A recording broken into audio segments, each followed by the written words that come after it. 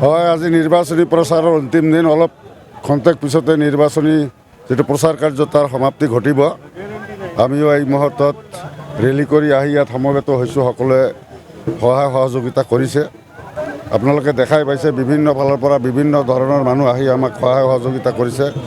মোৰতো অত্যন্ত ভাল লাগিছে। মই আপোনালোকৰ জৰিয়তে সমষ্টিবাসী ৰাইজক শুভেচ্ছাও দিছোঁ। ৰঙালী বিহু আহি আছে, এই চেগতে ৰঙালী বিহুৰ শুভেচ্ছাও মই সকলো ৰাইজক দিলোঁ। তো আজিৰ উপস্থিতি আৰু আজিৰ বাইক ৰেলী, এই ৰেলী মানে আমি বাইক বুলি কোৱা নাই, চবেই ৰেলী কৰিলে ইচ্ছাকৃতভাৱে স্বতঃস্ফূৰ্তভাৱে মানি ওলাই আহিছে। দেখা পাইছে আপোনালোকে, বহুত উৎসাহ, মানে মানুহৰ মনত বহুত উৎসাহ।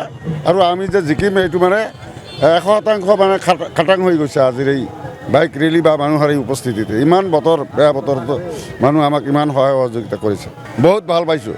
মোৰ নিৰ্বাচন, এইবাৰ নিৰ্বাচন ব্যতিক্ৰমী নিৰ্বাচন বুলি অনুভৱ কৰিছোঁ। মই বহুবাৰ নিৰ্বাচন খেলিলোঁ মানে মোৰ জীৱনত। তাৰ ভিতৰত এইটো এটা ব্যতিক্ৰমী নিৰ্বাচন বুলি মই ক'ব খোজোঁ এইকাৰণে যে এই নিৰ্বাচনটোত আমাৰ বিজনী সমষ্টিত বিশেষকৈ মই বিজনী সমষ্টিত প্ৰতিদ্বন্দ্বিতা কৰিছোঁ। ইয়াৰ কথাই ক'ব লাগিব যে বিজনী সমষ্টিত নিৰ্বাচনত অৱতীৰ্ণ হৈ এজন নিৰ্দলীয় প্ৰাৰ্থী হিচাপে যে বিভিন্ন জনগোষ্ঠীৰ মানুহে, বিভিন্ন ভাষাৰ মানুহে মোক স্বতঃস্ফূৰ্তভাৱে সহযোগিতা আগবঢ়াইছে।